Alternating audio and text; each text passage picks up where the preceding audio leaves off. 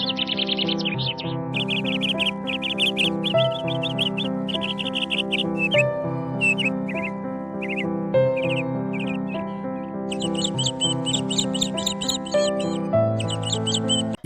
பிரியமானவர்களே, பனிமே மத ஜபக்குழுவின் காலை பணித்துளி நிகழ்ச்சி வழியாக உங்களை சந்திப்பதில் மகிழ்ச்சி அடைகிறேன். இந்த தியானத்தின் கடவுள் பணித்துளிகள் ஒவ்வொரு நாளும் நம்மை நனைத்து அவர் பிரசனத்திலும் இறை வார்த்தையில் வளர்வோம், வாழ்வை வெற்றியாக்குவோம், சிந்திப்போம், வாழ்வாக்குவோம்.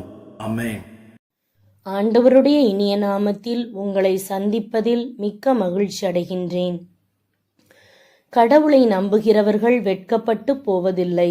தியான வசனம்: ஆண்டவராகிய என் தலைவர் துணை நிற்கின்றார். நான் அவமானம் அடையேன். என் முகத்தை கற்பாறை ஆக்கிக் கொண்டேன். இழிநிலையை நான் அடைவதில்லை என்றறிவேன்.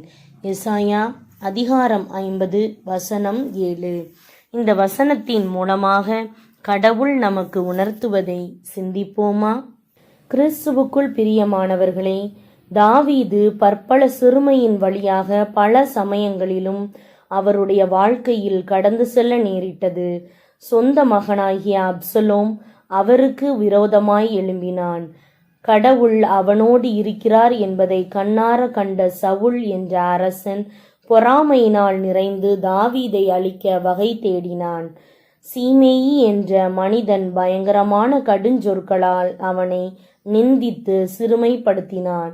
இப்படி பற்பல சிறுமைப்படுத்தப்பட்ட நிலைமை அவனுக்கு வந்த பொழுதிலும் அவன் ஆண்டவரையே உறுதியாய் பற்றி கொண்டான். கடவுளை நான் எக்காலத்திலும் சோஸ்தரிப்பேன், அவர் துதி எப்போதும் என் வாயில் இருக்கும் என்று அந்த நிலைமையிலும் சோத்திரம் செலுத்தினான். எத்தனை ஆச்சரியமான வாழ்வு பாருங்கள்! ஒரு பக்தியுள்ள தாய் தன்னுடைய ஒரே மகனுக்காக நேரத்தை எல்லாம் செலவழித்து அவன் எப்படியாவது பக்தியில் சிறந்து விளங்க வேண்டும் என்று போதனை செய்து பக்தியில் வளர்த்து வந்தாள். ஆனால் அந்த மகன் வாலிபனான பொழுதோ ஆண்டவரை மறுதலித்தான். தாயை கடின வார்த்தைகளால் பேசி வேதனைப்படுத்தினான். கல்லூரிக்கு ஒழுங்காக செல்லாமல் பொல்லாத நண்பர்களோடு உல்லாசமாய் நாட்களை கடத்தினான். என்ன செய்வது என்று தெரியாது தவித்த அவள் ஆண்டவரை உறுதியாய் பற்றி கொண்டாள். அவருடைய சமூகத்தில் தன் மன சஞ்சலங்களை எல்லாம் ஊற்றி தெய்வீக சமாதானம் பெற்றாள். ஆண்டவர் அவளுக்கு துணை செய்து அவள் ஜெபத்தை கேட்டு அந்த மகனுடைய இருதயத்திலே ஒரு சமாதான குறைவை கட்டளையிட்டார். அதுதான் சமயம் என்று அந்த தாய் அன்பினால் அவனை அரவணைத்து ஆண்டவர் அண்டை வழி நடத்தினாள். அவள் விரும்பியபடியே அவன் ஆண்டவரின் அடியனாய் மாறினான்.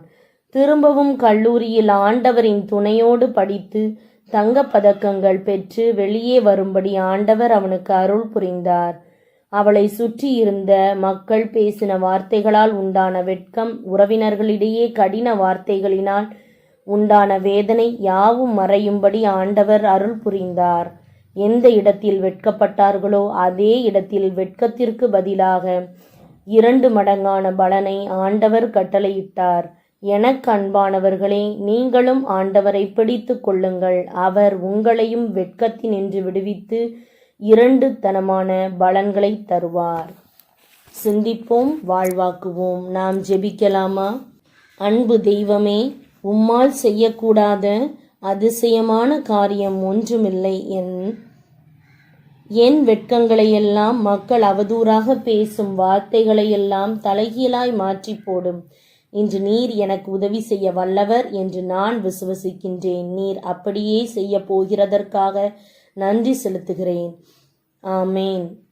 இந்த நாள் நம்பிக்கையின் நாளாய் அமைவதாக.